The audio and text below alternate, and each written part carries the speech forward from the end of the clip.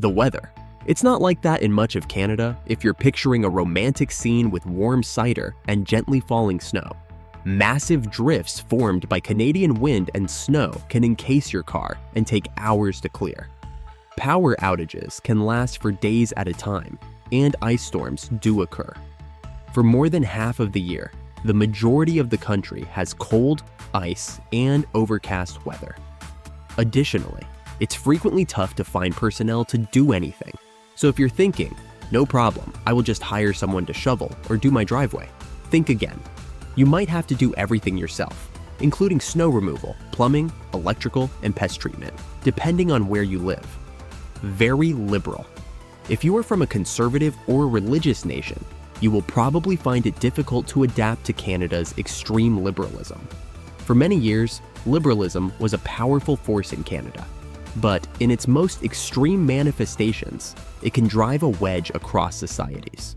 A Canadian teacher who is biologically male but identifies as female recently chose to teach her shop class while sporting enormous artificial breasts and short shorts. The school board backed this practice because they said they didn't discriminate, because Canada and its schools are so ultra-liberal that everything is okay. Children and parents who are protesting must put up with this person's perversion. Being straight has become unfashionable in many schools, and some parents worry that their children are being taught about sex and transgender issues at an early age. You don't hear about it because the media is largely left-leaning, but the same things that you hear about in the USA, even more so, occur here. Cost of living. In Canada, wages are often far lower than in the United States, and everything is ridiculously costly. A somewhat mediocre, unrenovated home in Vancouver, British Columbia, is available for $2.3 million if you decide to relocate to the West Coast. Your monthly payments at current rates would be $13,354.41 if you put down $300,000. If you relocate to Canada, will your income be sufficient to cover that? Not likely. Although it is still less expensive, the east coast of Canada has seen a quadruple increase in housing costs in some places. For groceries, a small loaf of gluten-free bread costs $10, a small 3-pound container of apples costs $11, and a dozen free-range eggs costs $7.49. Having a cell phone is absurd. According to recent research, Canada had the highest price in the world, $114 for a 4G cellular plan that included at least 100 gigabytes of mobile data each month. The same service would cost $10 in Israel, poverty and wages in Canada. So, to pay the exorbitant prices, everyone in Canada must be wealthy? No, salaries here are often far lower than those in the United States. To earn more money, many Canadians have emigrated to the US. Immigrants who are shocked by the low wage and wish they had known before moving have left hundreds of comments on the internet. This is a comment made by an immigrant from Australia. I'm from Australia and I'm applying for permanent residency right now. I'm seriously reconsidering my decision to move to Canada. Living expenses are high when compared to earnings and opportunities. As an educated professional, I make less money doing a full-time job here than I did working a part-time job back home when I was 17. I don't get that.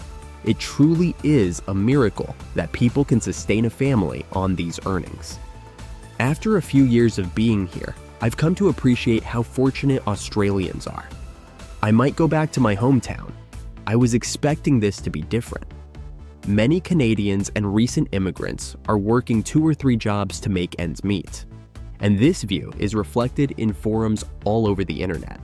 Pay is also very low when compared to the cost of living. While 1 in 7 4.9 million Canadians live in poverty, the government happily collects your money and distributes billions to foreign nations. Over the previous 20 years, there has been an almost 50% growth in precarious employment. Although Canada's population has grown by 30% over the last 25 years, the country's yearly housing investment has fallen by 46%. Taxes. Speaking about taxes, they are absurd in Canada. Since 1961, the average Canadian family's total tax bill has grown by 1,624%. The argument was always that our roads and healthcare were worth it. They aren't anymore. Where I reside, there is a 3-year waiting list to see a family physician. From 20 weeks to more than a year, general practitioners have to wait for referrals to specialists. There is a 50% probability that you would have to wait at least 4 hours if you visit a hospital emergency room in Quebec. Online reports depict patients waiting more than 10 hours to see an emergency physician. You better hope you don't have an emergency while in Canada, because certain hospitals have no emergency physicians on duty. However, in many areas, the roads are awful. The current Liberal administration embezzles your money while keeping Canadians in the dark about its whereabouts. Is that annoying? Indeed. Are the majority of Canadians concerned? No. Why is that? Most Canadians believe that the best way to handle any issue is to remark, "If you don't like Canada, then leave." The majority of Canadians have a predetermined reaction to any issue you raise, and they never want to try to solve or talk about anything. If you don't like Canada, there is the door. Wow, I wish they would change the taxes. Leave if you don't like it. My privates were nailed to a chair by the RCMP. Leave if you don't like it. Is Canada becoming a dictatorship? A growing number of Canadians believe that their country has devolved into a despotic dictatorship. The Canadian government provides millions of dollars to almost all of the country's main media companies. In actuality, the Canadian Broadcasting Corporation, or CBC, alone earns more than $1 billion in tax revenue annually. As a result, almost all media stories are positive assessments of the administration, and any opinions that contradict this narrative are labeled as racist or terrorist. People in governments outside the Canadian bubble are aware of this. Recently, our Prime Minister declared an emergency and confiscated the bank accounts of non-violent demonstrators, as well as those who contributed to and supported the cause. When the government seizes your bank account because you support a cause, it shouldn't matter if you favor or oppose the cause, since the next reason the government shuts down might be your own. This is Canada today. After widespread indignation, the government finally gave up and permitted the unfreezing of some funds. Unfortunately, since it wasn't their protest, the majority of Canadians didn't give a damn.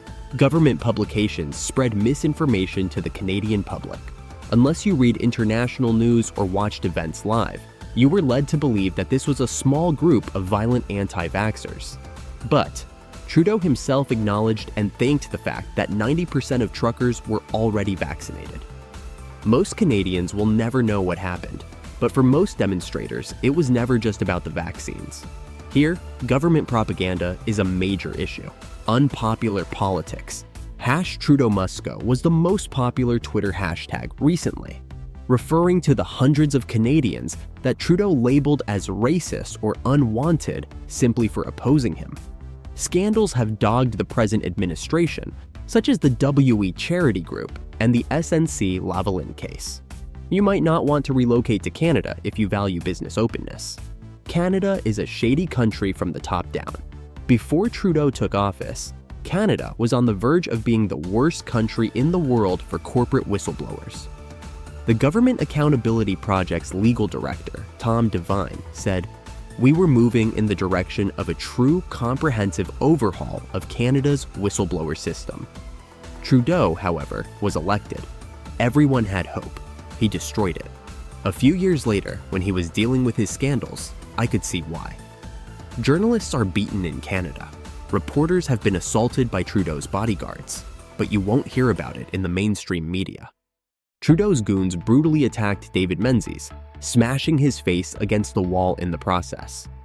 Other than being one of the few independent newspapers that provide truthful coverage of the Trudeau administration, he did nothing wrong. Although a full video of this assault is readily available online, most Canadians are unaware that such incidents occur in their nation. It would seem like front-page news if a member of the press was assaulted by the head of your nation's bodyguards, but the majority of Canadians would never know of this. If you enjoyed this story, don't forget to like, subscribe for more updates, and drop a comment with your thoughts below. We'd love to hear from you.